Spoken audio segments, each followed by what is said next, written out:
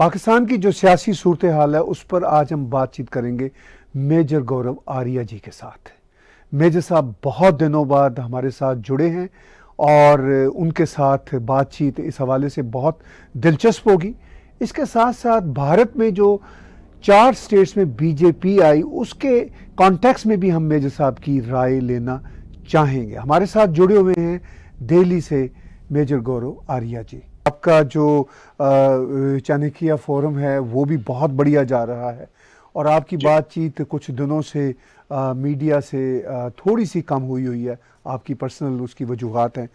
पिताजी हॉस्पिटल में है सर, और मैं इसलिए टीवी पे पूरे यूक्रेन वॉर पे मैं टेलीविजन पे नहीं आ पाया। तो रिपब्लिक टीवी वालों ने और अर्नब ने भी बहुत सपोर्ट करा सर। एक बार भी फोन नहीं आया वहां से, क्योंकि उनको पता था कि घर में प्रॉब्लम है। अभी मैं आपके साथ हूँ क्योंकि सर थोड़ा काम भी शुरू रहना चाहिए अपने दिमाग को डाइवर्ट करने के लिए। Even today father is in the ICU sir, तो हम सब लोग लगे हैं सर, दिन रात वहीं पे रहते हैं। इस सिलसिले में ज़रूर अपनी दुआएं भी पर्सनल, हमारी स्टाफ की तरफ से भी पर्सनल दुआएं, मेरे परिवार की तरफ से भी और व्यूअर्स की तरफ से भी, हम सब चाहते हैं कि आपके पिताजी बहुत जल्द रिकवर हों। और मुझे पता है कि आपको और आपकी पूरी फैमिली को कितनी मोहब्बत है अपने वालिद साहब से। और bless you and bless your family. Thank you sir, thank you sir. Sir जो आपने पूछा कि सियासी उथल पुथल आपने भारत में पूछी, तो हाल ही में इलेक्शंस हुए थे तय सब, और काफी कुछ 4 तो जीत गई बीजेपी जी, और शपथ ग्रहण भी हो गए सबके और कामकाज शुरू हो चुका है उनका। और पंजाब में आम आदमी पार्टी, और पंजाब में आम आदमी पार्टी को आना ही था सर, क्योंकि बीजेपी श्रोमणी अकाली दल से उनका काफी कुछ डिपेंडेंसी थी। आज से नहीं, दिहाइयों से, दशकों से उनकी डिपेंडेंसी थी। और बीजेपी का कभी स्टेट कार्डर पंजाब में इतना डेवलप्ड हुआ नहीं है, पर मुझे लगता है कि अब बीजेपी इस काम में लग जाएगी। और जो आम आदमी पार्टी के भगवंत मान है, उन्होंने भी कुछ अनाउंसमेंट्स करी हैं और कुछ उन्होंने स्टेप्स लिए हैं। तो देखिए आगे होता क्या है, पर I think the BJP is here to stay, क्योंकि जो एक ब्रांड है बीजेपी के साथ साथ प्राइम मिनिस्टर मोदी का, वो ब्रांड इतना पावरफुल है, इतना ज्यादा पावरफुल है कि वोट वहीं से आते हैं। जिसको कहते हैं ना द मिडास टच, एक कहा जाता है, वो एक था जो कि हर चीज को हाथ लगाता था, वो चीज सोना बन जाती थी वो। तो ये मोदी जी का टच है, ये जहां पे कर देते हैं वहां पे फिर वो लोग फिर पीछे लग जाते हैं कि लोग कहते हैं कि नहीं साहब मोदी जी ने कहा होगा तो ठीक। तो ये भी क्रेडिबिलिटी बना रखी है सर काफी टाइम पे। और भी चुनाव आने वाले हैं अभी और स्टेट्स में। हिंदुस्तान में तो चलते रहते हैं ना चुनाव, कभी बंद तो रहते नहीं, कुछ ना कुछ होता रहता है। So every 2.5 months at an average sir, at an average there is an election. अभी तो 4-5 महीने का गैप है, फिर होंगे 6 महीने का गैप है, लेकिन अगर आप एवरेज निकालें तो आपको ये दिखेगा कि इंडिया में होते रहते हैं सर इलेक्शन 2-2.5 महीने में एक। तो मुझे लगता है कि द बीजेपी विल, उनकी जो मशीनरी है, एक बड़ी इंटरेस्टिंग चीज है सर जो मैं आपको बताता हूँ। मैंने आर्टिकल पढ़ा था, मैंने, सो आई रीड अ लॉट, और उन्होंने बोला कि क्यों कांग्रेस ये चुनाव हारती है बीजेपी से लगातार। तो उन्होंने बात करी थी वर्क एथिक की। ये मुझे ऐसा लगता है सर कि मोदी जी सोते नहीं है, या 2-3 घंटे 4 घंटे रात को सो लिए तो बहुत बड़ी बात है इनके लिए। अमित शाह जी जो हैं honourable home minister, he is also like that. मैं यूपी में रहता हूं, हमारे मुख्यमंत्री हैं Yogi Adityanath ji, he is also like that. तो ये इन्होंने पूरी ऐसी कैबिनेट बनाई है लोगों की, ऐसी कैबिनेट बनाई है लोगों की सर, जो 24 घंटे सिर्फ एक ही काम करते हैं, और वो काम मतलब करते हैं काम। अभी अनंत शर्मा जी हैं, कांग्रेस के बड़े लीडर हैं। अनंत शर्मा जी ने पार्लियामेंट में बोला था कि he was praising the ministry of external affairs. वो कहते हैं कि रात को मैंने 1 बजे, जो फॉरेन सेक्रेटरी था, मैंने फॉरेन सेक्रेटरी को रात को 1 बजे मैंने मैसेज करा। At 1 o'clock at night I message the foreign secretary of India कि एक बच्चा फंसा हुआ है यूक्रेन में, उसकी मदद करनी है। कहते हैं 1:22 पे मेरे पास रिस्पॉन्स आ गया, and very soon with in a few hours the boy was contacted and everything was in line. तो ये ऑपोजिशन पार्टी के एक बड़े सीनियर, हम तो बहुत सालों से इनको देख रहे हैं, शर्मा साहब को, तो एक ऑपोजिशन पार्टी के, जो कि उनके बहुत एक कहीं पे न ये उनको छोड़ते हैं ना वो उनको छोड़ते हैं सर, वो खड़े होके सर पार्लियामेंट में तारीफ कह रहे हैं कि इस तरीके से। तो ये जो I don't think the Congress can match the work ethic of the BJP. ये लोग जुनूनी किस्म के लोग हैं सर, ये 24/7 काम काम काम करना, ये करना। और इनका एक और मामला है कि इट्स अ मेरिटोक्रेसी। आपने पॉलिटिक्स के बारे में सवाल पूछा मुझे, मैं बोलता नहीं सर कभी पॉलिटिक्स के बारे में, लेकिन आपने पूछा है तो बता देता हूं कि बीजेपी में कोई भी पार्टी का अध्यक्ष बन सकता है, जिसमें मेरिट हो वो प्राइम मिनिस्टर बन सकता है, जिसमें मेरिट हो वो होम मिनिस्टर बन सकता है, जिसमें काबिलियत हो वो कर सकता है। कांग्रेस में ऐसा नहीं है सर। कांग्रेस में अगर आपको डिसीजन लेना है तो आपका गांधी सरनेम होना जरूरी है। आप उस परिवार में पैदा नहीं होंगे तो नहीं होगा। और इट हैज अनफॉर्चुनेटली सर बड़ा अनफॉर्चुनेट, क्योंकि ऑपोजिशन होनी चाहिए किसी भी मुल्क में सर, और कांग्रेस पार्टी या कोई भी ऐसी पार्टी ऑपोजिशन होनी चाहिए, तभी डेमोक्रेसी का मजा है। लेकिन it has become like the Kim Jong family ना नॉर्थ कोरिया, कि आप उससे सवाल नहीं पूछ सकते। मतलब कि Rahul Gandhi he is a good man, he is a good human being, he is my classmate sir. Rahul Gandhi मेरे क्लासमेट हैं, हम दोनों सेंट स्टीफेंस में हिस्ट्री, मैं कभी मेरी क्लास में भी इतनी जान पहचान नहीं रही उनसे, कभी दो तीन बार हाय हेलो बोला होगा, मेरी कभी दोस्ती नहीं रही उनसे और ना मैं उनको जानता हूं। लेकिन जब भी मैंने 2-3 बार बात करी, he came across as a very good person, as a good human being. मुझे इतना याद है 89 में हम लोग साथ थे सेंट स्टीफेंस कॉलेज में, दोनों हिस्ट्री ऑनर्स के ही हैं सर, मैं और राहुल गांधी दोनों एक ही क्लास में थे, क्लासमेट है मेरे वो। लेकिन अकाउंटेबिलिटी देखिए कि इतने चुनाव हारने के बाद भी कांग्रेस में एक बहुत बड़ा तबका ये कहता है कि नहीं, the Gandhi family is not to blame. So BJP में अकाउंटेबिलिटी है, इधर अकाउंटेबिलिटी नहीं है सर। तो ये सब चीजें हैं जो चल रही हैं। अब लोग जो रीजनल पार्टीज हैं वो भी इकट्ठा होने की कोशिश कर रही हैं, सब कुछ चल रहा है सर। लेकिन मुझे लगता नहीं है कि बीजेपी कहीं जाने वाली है। They are here to stay for a long long long time, लंबे टाइम तक।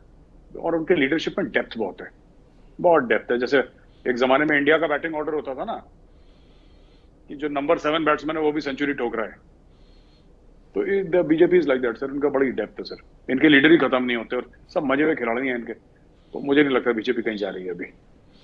आपने भारत की जो पॉलिटिकल सिचुएशन है उसके बारे में हमें बताया। भारत में डेमोक्रेसी है, बहुत वाइब्रेंट डेमोक्रेसी है। आपको भी इस बात का कंसर्न है कि सेंटर में इतनी मजबूत ऑपोजिशन नहीं है, मगर स्टेट्स में काफ़ी अच्छी ऑपोजिशन है। इवन यूपी में हमने देखा, वो तो भारत में चलता रहेगा। मगर मैं आता हूँ पाकिस्तान की तरफ। पाकिस्तान में जो सियासत की उथल पुथल है, इनफैक्ट उसके बारे में भारत में कैसे सोचा जाता है कि ऑलमोस्ट 3 डिकेड से हम इसी तरह के ड्रामे देख रहे हैं पाकिस्तान में। कोई भी हुकूमत अपना वक्त पूरा नहीं कर पाती, और पहले वो एकदम पैट्रियाटिक होती है, फिर एकदम से गद्दार हो जाती है। तो इस वक्त इमरान खान की भी यही सिचुएशन है। आप कैसे देखते हैं, या भारत कैसे देखता है इस सूरत हाल को? सर एक तो थैंक यू, आपने पाकिस्तान के बारे में पूछा सर, सियासी हाल के बारे में। लोग मुझसे कहते हैं कि इंडियन पॉलिटिक्स के बारे में आप क्यों कमेंट नहीं करते, आप शायद ए पॉलिटिकल हैं। मैं ए पॉलिटिकल नहीं हूं सर, मुझे इंडियन पॉलिटिक्स के बारे में नॉलेज नहीं है ज्यादा। So I don't want to go on air and make a fool of myself कि मैं कमेंट करूं। तो मुझे मेरी सुपरफिशियल और सरफेस वाली नॉलेज है। हाँ, आपने पाकिस्तानी पॉलिटिक्स के बारे में पूछा, इसमें मैं बात ठीक ठाक कर सकता हूँ सर। ये मेरा एक इंटरेस्ट का एरिया है।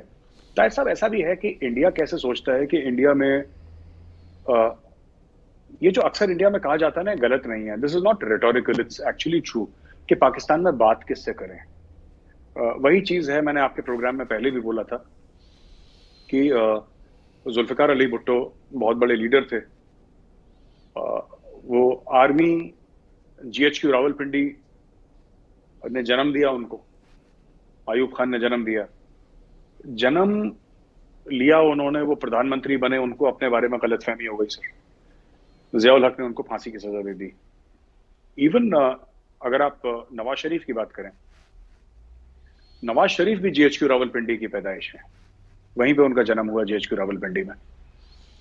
उनको भी अपने बारे में गलतफहमी हो गई, उनको भी निकाल दिया गया सर, परवेज मुशर्रफ ने उनको निकाल दिया। और इमरान खान भी जीएचक्यू रावलपिंडी की पैदाइश है, और इमरान खान को फिर अपने बारे में गलतफहमी हो रही है। तो ये पाकिस्तान में sir it is the same story, old wine new bottle. ये ताहिर साहब रिहाश होता रहता। अब देखिए क्या चल रहा है पाकिस्तान में, और मैं उसको एज एन इंडियन किस तरीके से देखता हूं। Imran Khan is fighting the fight of his life sir इस वक्त, और कुछ नहीं पता इमरान खान की। इम्कान तो ऐसे ही हैं, दिख तो ऐसी रहा है कि सरकार गिर जाएगी इमरान की, but you never know sir. In Pakistan कुछ कह नहीं सकते, है ना। पाकिस्तान में इस चीज की गारंटी नहीं है सर कि सूरज ईस्ट से निकलेगा वेस्ट से निकलेगा, कुछ पता नहीं, क्योंकि कंफ्यूजन बहुत रहता है। But fact of the matter is there are 2-3 things sir which I would like with your permission to point out. पहली चीज तो ये, क्या हो रहा है ये तो सब कवर कर रहे हैं। मेरी एक थ्योरी ये है कि क्यों हो रहा है सर, ये भी जानना जरूरी है। और मुझे ऐसा लगता है कि समवेयर अलोंग द वे इसकी वजूहात हो सकती हैं कई, और मैं मना नहीं कर रहा, इसकी कई वजूहात हो सकती हैं, but somewhere along the way sir I think the Chinese have lost patience with Imran Khan sir. Chinese have lost patience with Imran Khan, क्योंकि इमरान खान ने डे 1 से सीपैक को टारगेट करा है। पहली बात तो ये है, अब जितनी भी तारीफें कर ले ये। दूसरी चीज ये है कि इमरान खान ने एक आइसोलेट कर दिया है पाकिस्तान को अमेरिकन, क्योंकि देखिए सारे के सारे Pakistani general sir they are, वो सैंडहर्स्ट की पैदाइश है, वो पेंटागन की पैदाइश है। मैं ये नहीं कह रहा कि उन्होंने सैंडर्स में ट्रेनिंग करी है। मैं एक्चुअली व्हेन आई से Sanders, it is you know UK, it is the United Kingdom and Pentagon, for our readers who don't know, जिनको नहीं पता है तो उनको मैं बता दूं कि सैंडर्स ट्रेनिंग एकेडमी है जो यूके में है, और वेस्ट पॉइंट है ट्रेनिंग एकेडमी जो कि अमेरिका की है, यहाँ पे अफसर ट्रेन हो रहे हैं। और पेंटागन वहां पे उनका ट्राई सर्विसेज जो भी उनका महकमा है बहुत बड़ा सा अमेरिका में सर। तो ये सब लोग सैंडहर्स्ट और वेस्ट पॉइंट और पेंटागन की पैदाइश है सर ये लोग, और इमरान खान ने उनको वहां से भी आइसोलेट कर दिया है। तो कहीं ना कहीं इसके रिपरकशंस हैं। बाकी जो महंगाई की बात है वो है, पॉलिटिकल इंस्टेबिलिटी है वो है, पर ये अभी क्यों हुआ सर, ये 3.5 साल के बाद? 3.5 साल के बाद मुझे ऐसा लगता है कि जो कहते हैं ना कि जब सितारे मिल जाते हैं तभी शादी होती है, तो अब सितारे मिल गए हैं। So the Chinese are very very upset. और मैं बता रहा हूँ, लोग शायद इसको इतना डिस्कस नहीं कर रहे पाकिस्तान मीडिया में, बट मैं इस चीज को लेकर कन्विंस्ड हूं कि one of the main things, one of the main reasons why this is happening, और मैं फिर कह रहा हूं वजूहात नहीं है, ये सिर्फ एक कारण नहीं है, कई कारण हैं, लेकिन एक बहुत महत्वपूर्ण, एक बहुत जरूरी जो वजह है इसकी, वो ये है कि the Chinese are also, Chinese ने भी आशीर्वाद हटा लिया, आर्मी ने आशीर्वाद हटा लिया सर। इसलिए जो पीडीएम है, जो पार्टीज हैं, और खास तौर से मैं बताऊं कि मौलाना फजल रहमान की बात मैं कर लूं, या फिर मैं बिलावल भुट्टो की बात कर लूं, या फिर मैं मरियम नवाज की बात कर लूं, मैं शहबाज शरीफ की। देखिए मुझे पाकिस्तान के इतने पॉलिटिशियंस का नाम पता है, आप इंडिया में पूछ लीजिए, मुझे 3-4 लोगों का ही नाम पता है सिर्फ, इंडिया में तो इतना नॉलेज नहीं है मुझे। बट अब देखिए हुआ क्या है, इमरान खान ने बुजदार साहब को थैंक यू बुलवा दिया सर, वहां से पंजाब से बुजदार साहब को थैंक यू बना दिया, काफ लीग के साथ डील कर ली सर। मुझे ऐसा लगता है, ये मैं खुद मानता हूं, हो सकता है मैं गलत हूं, I think he through his own chief minister under the bus just to survive. एक डील करवा लो, काफ लीग से एक डील कर लो, बिकॉज बात यह है कि जो आर्मी की पार्टीज थी, जो आर्मी के हाथ के नीचे थी, जिन्होंने इमरान खान, क्योंकि इमरान खान की एब्सोल्यूट मेजोरिटी तो थी नहीं नेशनल असेंबली में, जिन लोगों ने सपोर्ट करा था वही लोग हैं जो हट गए और अपने साथ पीटीआई के कुछ लोगों को साथ लेकर जा रहे हैं। और एक सबसे बड़ी बात यह है कि पीटीआई के खुद लोग पीटीआई के थोड़ना है सर, शहबाज गिल पीटीआई का थोड़ना है सर। वो पीटीआई का यहाँ पे बिल्ला पहन ले, कह दे कि मैं पीटीआई का प्राइमरी मेंबर हूं, fact of the matter is कर बाहर हैं सबके सब, all of them sir, they are, ये तो पैराशूट पहन के रहते हैं, जहाज के दरवाजे पर लात मार के कूद जाएंगे कल, ये कोई लंदन गिरेगा, कोई कनाडा गिरेगा, कोई न्यूयॉर्क गिरेगा सर अमेरिका में। तो इट्स लाइक दैट। आपने कहा कि इम्पॉर्टेंट बात यह है कि रीजंस देखनी चाहिए कि आफ्टर ऑल इमरान की सरकार को क्यों गिराया जा रहा है। और इमरान ये कहते हैं कि ख़त है मेरे पास जो इंटरनेशनल कॉन्स्पिरेसी है, उसमें मुझे ये यकीन है कि ये चाइनीज़ का ख़त नहीं दिखाएंगे, पता नहीं कहाँ से क्या ख़त लाएंगे, कहते हैं मैं सुप्रीम कोर्ट को दिखाऊंगा। तो ये जो कॉन्स्पिरेसी इंटरनेशनल की बात कर रहे हैं, इसमें कहीं भारत भी आपको नज़र आता है या वेस्टर्न वर्ल्ड है? सर हम तो हैं ही बुरे लोग सर, अब इसमें हम क्या कर सकते हैं? हम यहूदी, हम सब तो करते ही साजिशें। हमारा काम क्या है सर? दिन भर बैठ के घर का काम वाम सब छोड़ के सर खान साहब के खिलाफ साजिशें करना, और तो कुछ काम नहीं। कह रहा हूँ ना, सीरियस नोट, मुझे लगता है कि सर ये कोई कागज वागज नहीं है सर। ये खान साहब, माफ कीजिएगा, ऐसी बातें बोल लेनी चाहिए, पर मुझे लग रहा है कि खान साहब झूठ बोल रहे हैं। ऐसा कोई कागज है नहीं सर। ये अपने पीटीआई के लोगों को बरगलाना है और उन लोगों को एक्सटर्नलाइजेशन ऑफ थ्रेट सर। आप नहीं संभाल पाए, आपकी नाअहली थी, कुछ भी था, आपने उस थ्रेट को एक्सटर्नलाइज कर दिया। आपने बोला बाहरी साजिश, क्योंकि वो चूरन बिक जाता है आराम से, वो पब्लिक खरीद लेती है। क्या होता है कि क्लोजिंग ऑफ द रैंक्स हो जाते हैं। जब आप कहते हैं ना कि वतन मुश्किलों में है, नाजुक दौर से गुजर रहा है, हमारे ऊपर जंग मसलत करती है, तो लोग फिर अपने आपसी डिफरेंसेस छोड़ के और भूल के एक लीडर के पीछे लग जाते हैं कि यार चलो अपनी लड़ाई बाद में करेंगे, पहले मुल्क को बचाएंगे, मुल्क है तो हम हैं। फिर एक ऐसा माइंडसेट, यही गेम इमरान खान खेल रहे हैं। और सर मैं आपको बताता हूं क्या है उस कागज में। कुछ नहीं, वो कोई कागज वागज है नहीं सर, वो कोई कागज नहीं है। ऐसा क्या कागज है जो आप कौम के सामने लेकर आए कि कागज है, लेकिन मैं तुम्हें दिखाऊंगा नहीं? क्यों नहीं दिखाओगे? अब मैं आपको एक एग्जांपल देता हूं सर, इमरान खान क्या करते हैं। एक फॉरेन जर्नलिस्ट ने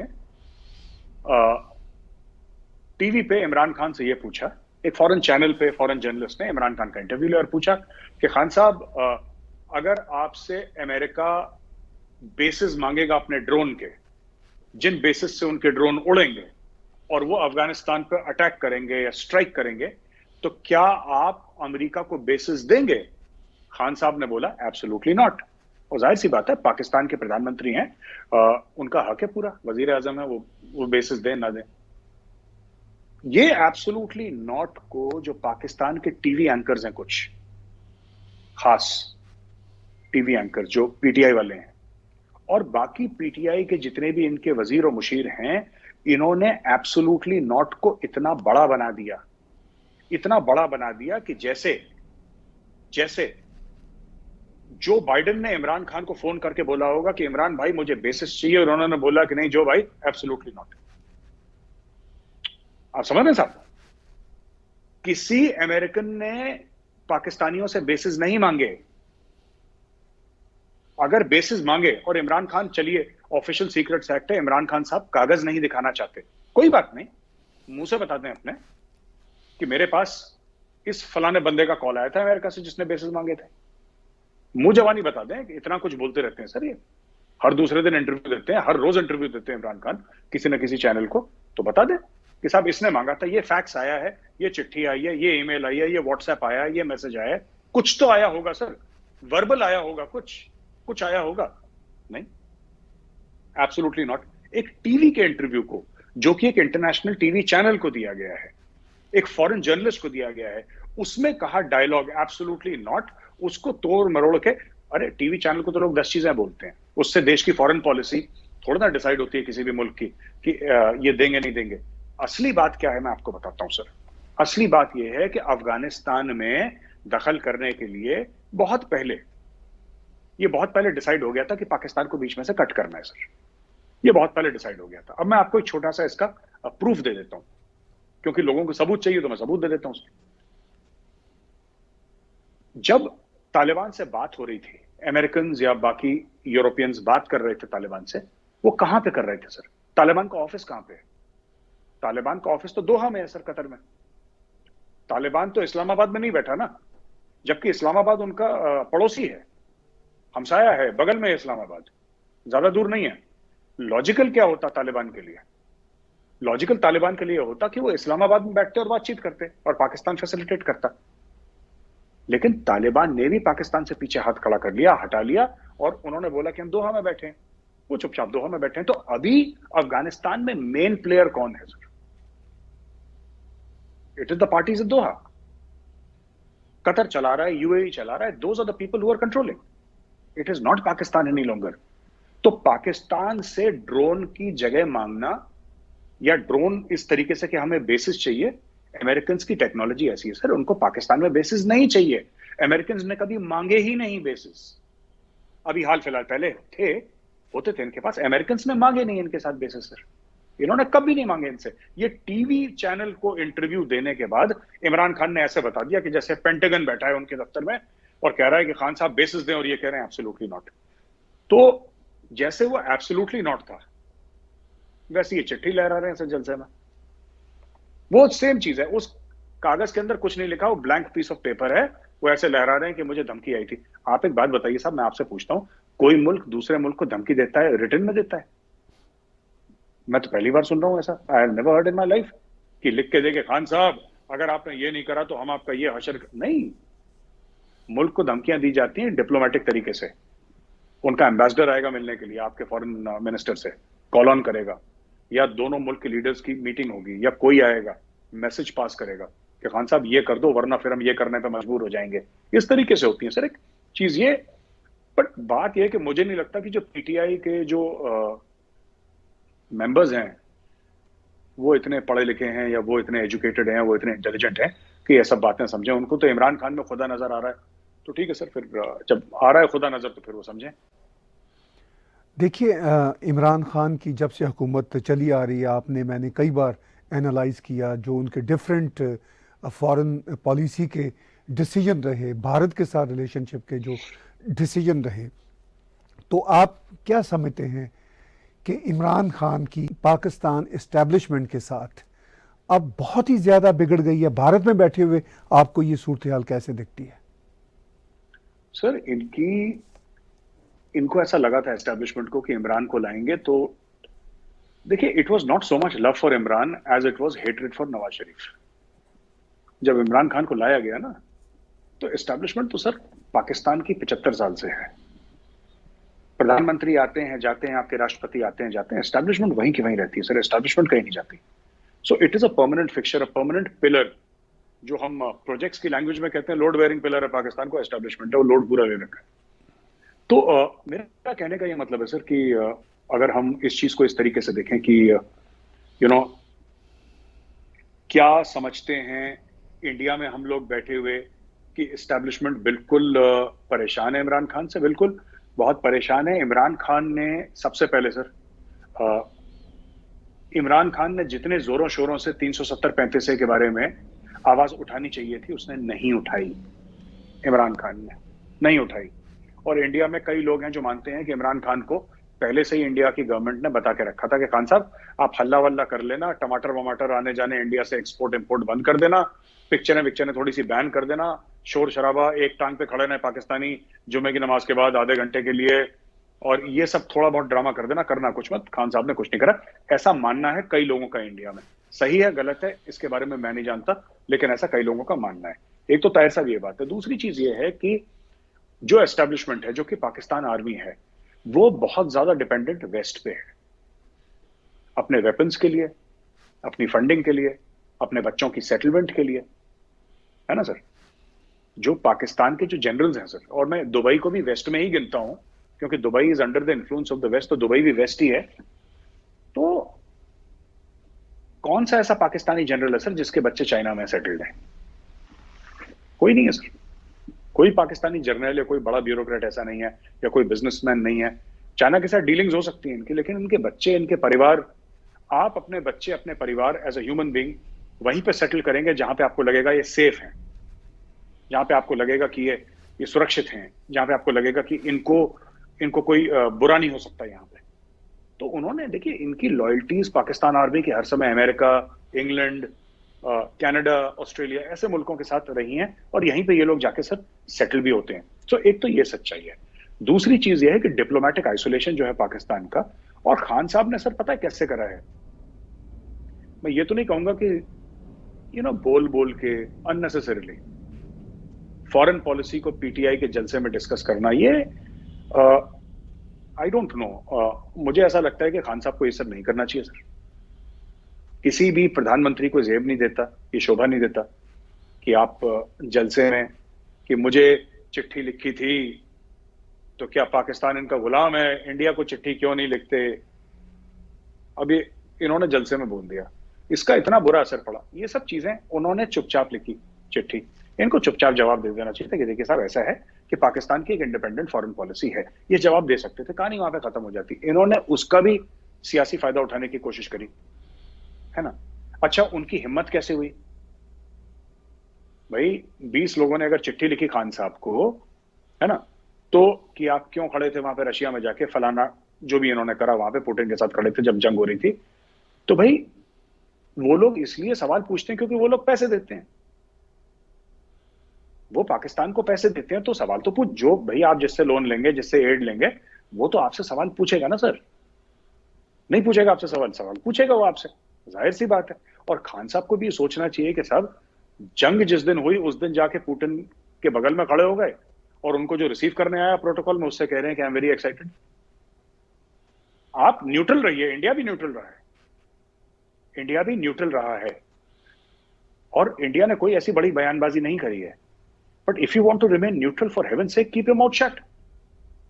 इनको ये मोटर माउथ हैं सर सब।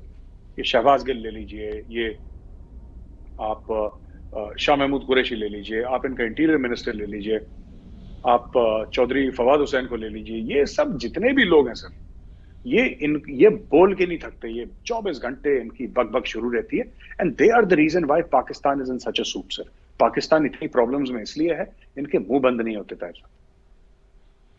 जी, आपने कहा कि भारत में ऐसा भी देखा जा रहा है कि कश्मीर के मसला पे, ख़ासतौर पर आर्टिकल 370 35A के रेवोकेशन के मौका पर पाकिस्तान आर्मी महसूस करती है कि खान साहब ने सिर्फ बोल बचन से काम लिया, कोई ऐसी स्ट्रॉन्ग फॉरेन पॉलिसी नहीं बनाई। मगर पाकिस्तान की फॉरेन पॉलिसी तो आपको पता है कि आर्मी के पास होती है, और आर्मी जो है पाकिस्तान की, वो क्या चाहती है? वो तो सीज़ फायर भी कर रही है भारत के साथ, और जनरल बाजवा ये भी कह रहे हैं कि हम पुरानी जो गिले शिकवे हैं भारत के साथ भूलना चाहते हैं।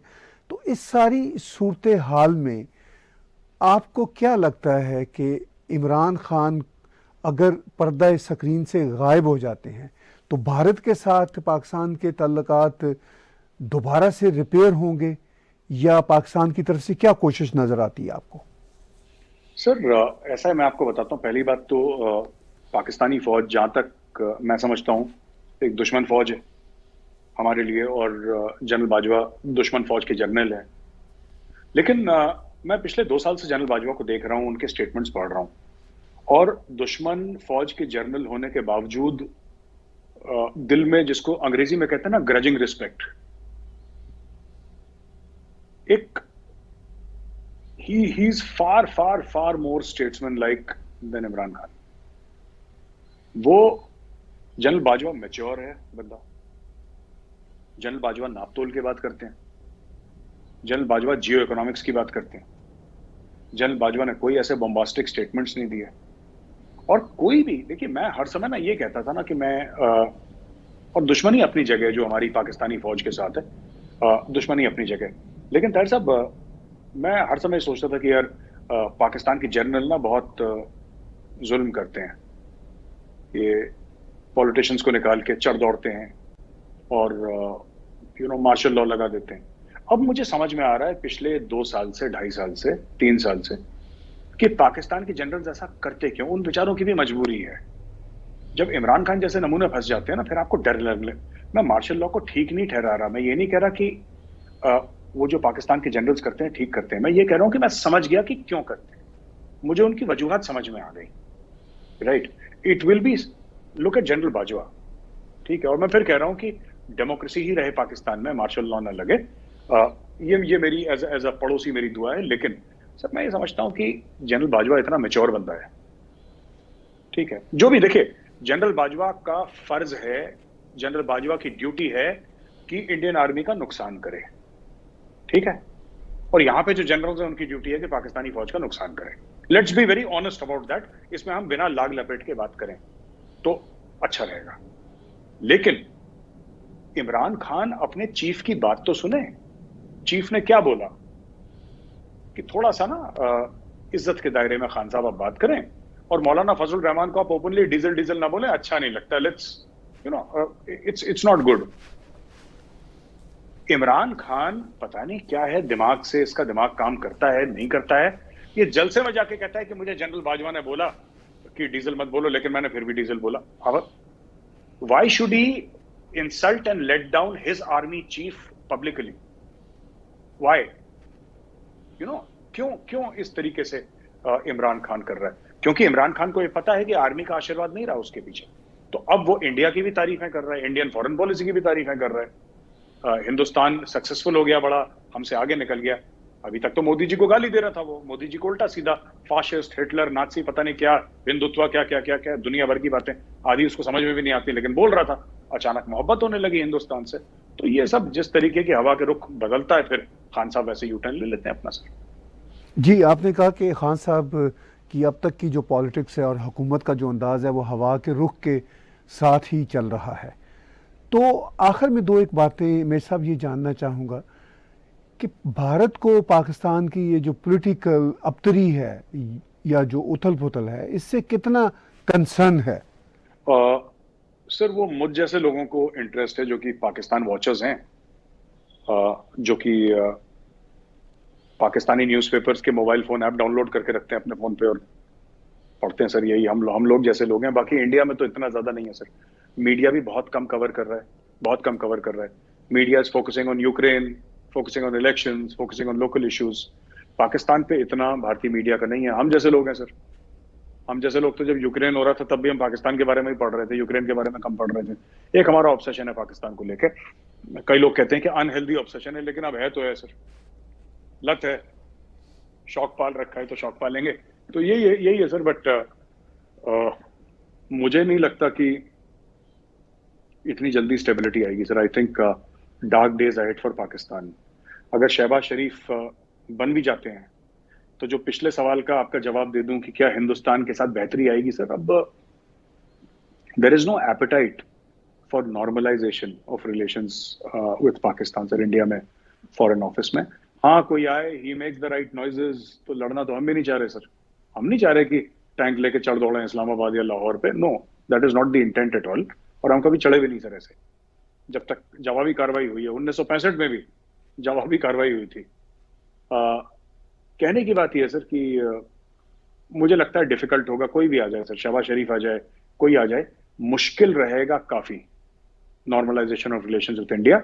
लेकिन हाँ मुमकिन है सर, उम्मीद पे दुनिया कायम है, मुमकिन है हो जाए। बट उसके लिए सर क्या है कि मैं सिर्फ पाकिस्तानी जो लीडर्स हैं, मैं सिर्फ एक बात बताता हूं कि ऐसा नहीं है कि मोदी जी ने जवाब नहीं दिया जो इमरान खान ने उनको गालियां दी थी। जवाब नहीं दिया इसका मतलब मोदी जी को पता नहीं है या उन्होंने अनसुनी कर दी, नहीं। उनको सब पता है, उनको सब पता है किसने क्या बोला। एंड ही विल रिस्पॉन्ड, जितना थोड़ा भी जो नरेंद्र मोदी जी हमारे माननीय प्रधानमंत्री जी भारत के, he will respond at the time and place of his choosing. जैसे फौज में हम लोग कहते हैं ना, at the time and place of his choosing he will respond whenever he wishes to respond. He is not going to respond now sir. और यही चीज है सर कि अगर शहबाज शरीफ आए, कोशिश करे, हो सकता है कुछ हो सकता है कुछ हो। बट अंडर इमरान खान से इट्स एक्सट्रीमली जो। और इमरान खान बार बार ये कहता रहता है ना सर, आपने देखा होगा कि अगर ये वही चीज है, वो जैसे चिट्ठी लहराना और बोलना मुझे धमकी आई है, एब्सोल्युटली नॉट। तीसरा चूरन इमरान खान का क्या है कि जब तक भारत 370 और 35 को वापस नहीं लेता तब तक हम भारत से बात नहीं करेंगे। अरे भारत तक कब बोला आपसे बात कर लो? भारत तक किसने बोला? भारत में बताएं, एक बार नाम चल के बता देना। अपने पीटीआई के जलसे में आज रोज जलसे कर रहे हैं, जाके बताएं कि जो भारत में इस फलाने वजीर का, इस फलाने मुशीर का मेरे पास कॉल आया था और वो हाथ जोड़ के गड़गड़ा रहा था, बोल रहा था खान साहब आप प्लीज इंडिया और पाकिस्तान की बात कराइए, खान साहब आप ही करवा सकते हैं। आप बताइए ना, एक्सपोज करिए।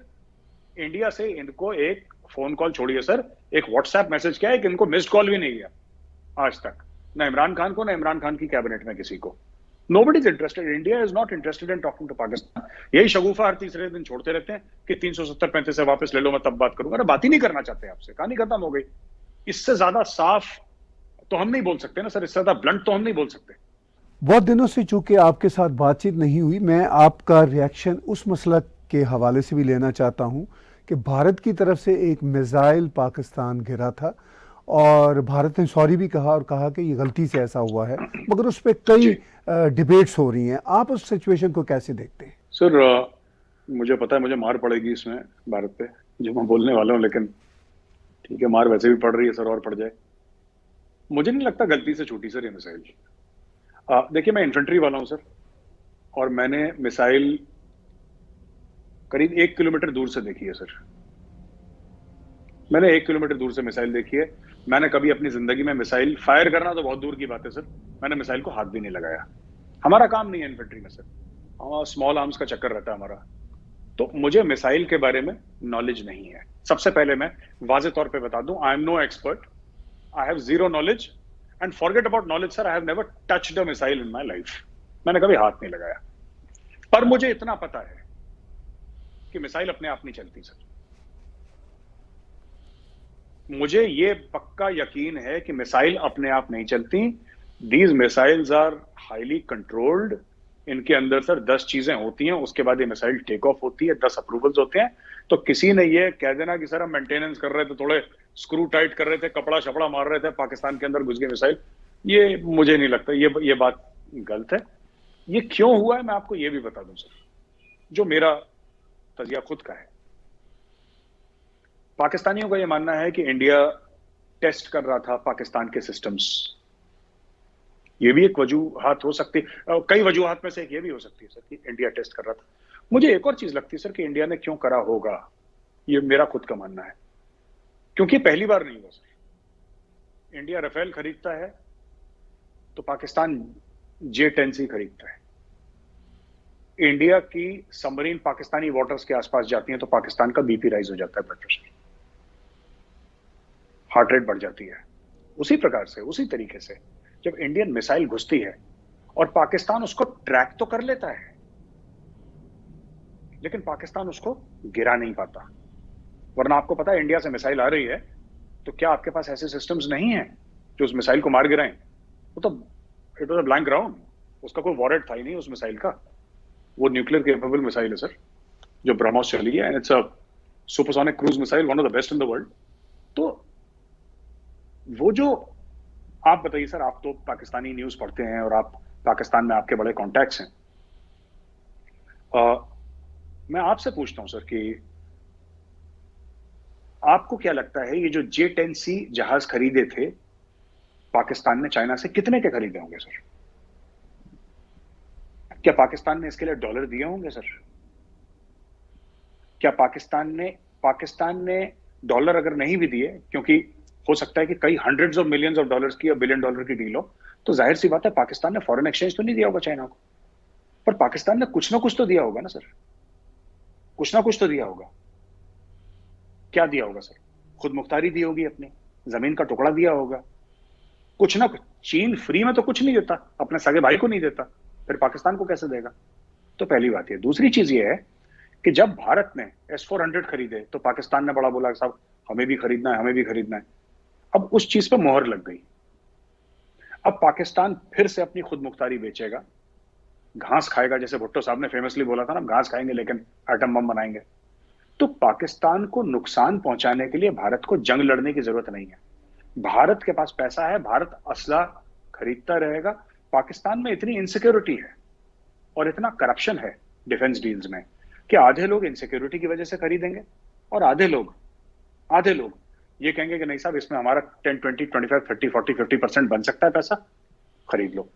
अच्छा, उनको कौन बेचेगा? रूस उनको बेचेगा नहीं, अमेरिका उनको बेचेगा नहीं, उनको बेचेगा चाइना। तो जैसे जैसे भारत अपने वेपन सिस्टम्स का लेवल बढ़ाएगा, जैसे जैसे भारत और परचेज करेगा वेपन सिस्टम, पाकिस्तान इन सिक्योरिटी में अपनी खुद मुख्तारी बेच के, अपनी सोवरेनिटी बेच के, अपना कुछ भी पाकिस्तान करेगा, सर के बल खड़ा होगा। एक उससे उसकी कंपटीशन में एक सिस्टम लाने की पाकिस्तान कोशिश करेगा, और वो सिस्टम लाने के लिए पाकिस्तान के पास पैसे नहीं है। तो ये जो लोग कहते हैं ना कि जो ब्रह्मोस मिसाइल पाकिस्तान के अंदर गई थी, जो इंडिया ने जिसके लिए सॉरी बोला और गलती से फायर करी, इसमें लोग कहते हैं वॉरहेड नहीं था ना, इसमें कन्वेंशनल वॉरहेड था ना न्यूक्लियर था, कुछ नहीं था वॉरहेड। मैं कहता हूं इसमें जितना बड़ा वॉरहेड था इस मिसाइल में जितना बड़ा वॉरहेड था, उतना बड़ा वॉरहेड सर न्यूक्लियर भी नहीं हो सकता। ये जो खाली मिसाइल बिना वॉरहेड के फेंकी है ना इंडिया ने, this has this was carrying a bigger warhead than a nuclear warhead. India ने कितने का खरीदा सर? $5.3 बिलियन का खरीदा S-400। अब पाकिस्तान उसकी टक्कर में अगर चाइना के पास कुछ भी है, जबकि नहीं है चाइना के पास, पर अगर कुछ भी चाइना से लेता है, कम से कम अगर 5 बिलियन नहीं खरीदेगा, खर्च करेगा, तो 1 बिलियन खर्च करेगा ना Pakistan. India can afford 5 billion, Pakistan can't afford 1 billion, पर पाकिस्तान करेगा, और पाकिस्तान के पास कैश नहीं है खरीदने को।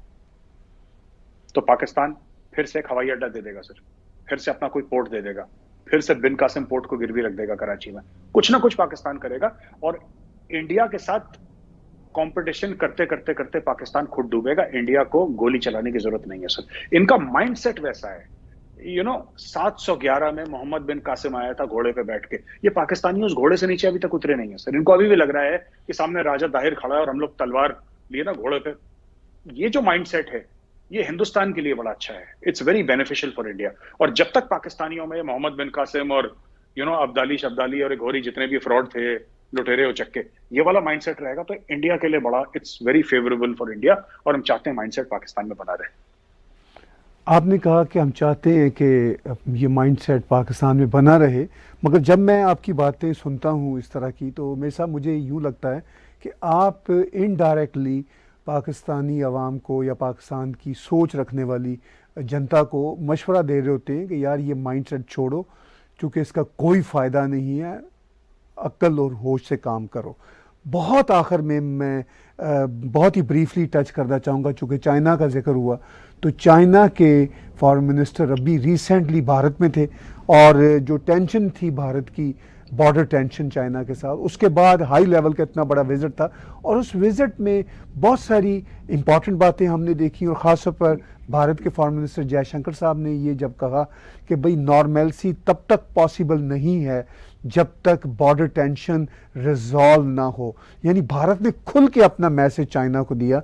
और यूँ लगा कि चाइना अब चाहता है कि यूक्रेन रशिया के टेंशन के कॉन्टेक्स्ट में भारत के साथ अगर टेंशन कम हो सके तो उतना ही चाइना के लिए भी अच्छा है। आप इसको कैसे देखते हैं? सर आप बिल्कुल ठीक कह रहे हैं कि वो वांग यी है, क्या नाम है उनका, मैं नाम ही भूल जाता हूँ सर, चाइना के फॉरेन मिनिस्टर आए, वांग जी, और वांग यी ऐसी कुछ है नाम सर। तो वो जब आए सर इंडिया में, तो इसीलिए आए कि जो बॉर्डर पे टेंशन है वो कम हो जाए और रिलेशन अच्छे हो जाए। और हमें कोई दिक्कत नहीं है सर चाइना के साथ, लेकिन ये जब रिलेशन अच्छे होंगे, ये मोदी सरकार ने सोच लिया है सर। ये they made up their minds. I was speaking to a senior person in the ministry of external affairs. उन्होंने भी यही बात बोली कि देखिए sir, it has to be on India's terms, it can't be on the Chinese terms, let's be very honest. और अगर China को लगता है कि ईस्ट लद्दाख में अपनी फौजें अगले 25-30 साल तक लगा सकता है, तो हमारी तो ऑलरेडी लगी हुई है सर, हमें थोड़ी और डालनी है, हम डाल देंगे। चाइना के लिए बड़ी दिक्कत बन जाएगी, बिकॉज चाइना की जो डेवलपमेंट है, इकोनॉमिक डेवलपमेंट सर, चाइना की इकोनॉमिक डेवलपमेंट हुई है in an era of peace, जहां पे चाइना ने बोला कि हमारे कोई एक्सटर्नल एनिमीज नहीं है। आप हिंदुस्तान देखिए सर, इनको अगर ये लगता है सर कि इंडिया को आंखें देखा कि इंडिया डर जाएगा, तो मुझे लगता है कि चाइना की बहुत बड़ी गलतफहमी है। और जो उनके एक्सटर्नल अफेयर्स मिनिस्टर आए भी इंडिया, आई थिंक इसीलिए आए क्योंकि चाइना में कहीं ना कहीं ये रियलाइजेशन है, आप सिर्फ भारत के साथ लड़के जीत नहीं सकते। You can not fight against India and win, it's not going to happen sir. हाँ, 1962 में मामला अलग था, 1962 का मामला बिल्कुल अलग था, लेकिन ये भारत नहीं है 1962 का, और ये भारत झुकने वाला नहीं है, झुका और देगा चाइना को। और चाइना धीरे धीरे धीरे सर, धीरे धीरे चाइना झुकना चाइना ने शुरू कर दिया है। हम लोग ओलंपिक्स में नहीं गए सर, ये लोग चाहते थे इंडिया आए, हम लोग नहीं गए, हमारी टीम गई वहां पे। हमारा कोई बड़ा एहलकार या कोई बड़ा वजीर या कोई मिनिस्टर तो नहीं गया वहां पे सर दरबानी करने के लिए, जैसा खान साहब पहुंच गए थे वहां पे सलूट मारने के लिए। हम तो नहीं गए वहां पे। और हमारे जो फॉरेन मिनिस्टर हैं वो तो नहीं बात करने गए वहां पे, उनके फॉरेन मिनिस्टर आए हैं, आने दीजिए उनको। This matter will be settled in the long term. We are willing to negotiate with China. हम चाइना के साथ नेगोशिएट करेंगे, क्योंकि जंग हम भी नहीं चाहते, चाइना भी नहीं चाहता। पर अगर चाइना को लगता है कि चाइना की शर्तों पे हो जाएगा, तो सर ये ना हो पाएगा सर। बहुत बहुत शुक्रिया मेरी साहब, हम आपके बहुत शुक्रगुजार हैं, आपने हमें वक्त दिया। और आखिर में फिर एक बार दुआ गो हैं कि आपके वालिद साहब स्पीडी रिकवरी के रास्ते पे चलें, और हम हमारी बेस्ट विशेस आपके साथ हैं। और Thank you, sir. उम्मीद है कि आपसे बातचीत होती रहेगी। व्यूअर्स को हम मेरे साहब एक बार फिर बताना चाहते हैं कि आपका चाणक्य फोरम जो है उसकी ऐप्स वो डाउनलोड करें एप्पल पे भी और एंड्रॉयड पे भी, और इसके साथ साथ आपकी वेबसाइट को देखें। और उम्मीद है कि जैसे जैसे आपकी फैमिली का ये मसला हल होगा, आपके वालिद साहब घर जाएंगे तो आपको यूट्यूब पे और टेलीविज़न चैनलों पे लोग दोबारा से देख सकेंगे। अगर कोई आखिर में चलते चलते मैसेज हो तो ज़रूर हमारे व्यूअर्स को बताइए। बस कुछ नहीं सर, बड़ा अच्छा लगा आपकी शो में वापस आने का। एक आदत बन गई थी आपके शो की, तो मुझे भी थोड़ा सा अटपटा लग रहा था, लेकिन मेंटली थोड़ा सा डिस्टर्ब था कि क्योंकि पिताजी अभी भी अस्पताल में हैं। लेकिन फिर मैंने हिम्मत करी, मैंने बोला नहीं, थोड़ा बहुत जाना शुरू करना चाहिए, वरना इंसान अपना काम ही भूल जाए कभी। तो थोड़ा सा वक्त जरूर दिन में आधा पौन घंटा निकलना चाहिए कि अपना काम भी करता रहे, और बाकी 23 घंटे हैं पिताजी के साथ बिताने के लिए, उनकी सेवा करने के लिए। और बस यही कहना चाहता था सर, बहुत बहुत धन्यवाद बुलाने के लिए। बहुत बहुत शुक्रिया। व्यूअर्स, आपने बातचीत सुनी मेजर गौरव आर्या जी की, और उन्होंने खुलकर भारत के पाकिस्तान के हवाले से जो कंसर्न हो सकते हैं या नहीं हो सकते वो बयान किए। इसके साथ साथ उन्होंने मुख्तसर तौर पर हमें भारत चीन के जो तल्लुकात की नई शक्ल है उसके हवाले से भी बताया। आप हमारा यूट्यूब का चैनल सब्सक्राइब कीजिए, और इस पर डोनेट के बटन को क्लिक करेंगे तो आप हमें पेपॉल के ज़रिए, क्रेडिट कार्ड के ज़रिए या पैट्रियन के ज़रिए कंट्रीब्यूट कर सकते हैं। आज का बिला तकल्लुफ़ तजिया मेरे साथ और मेजर गौरव आर्या जी के साथ देखने सुनने का बहुत शुक्रिया।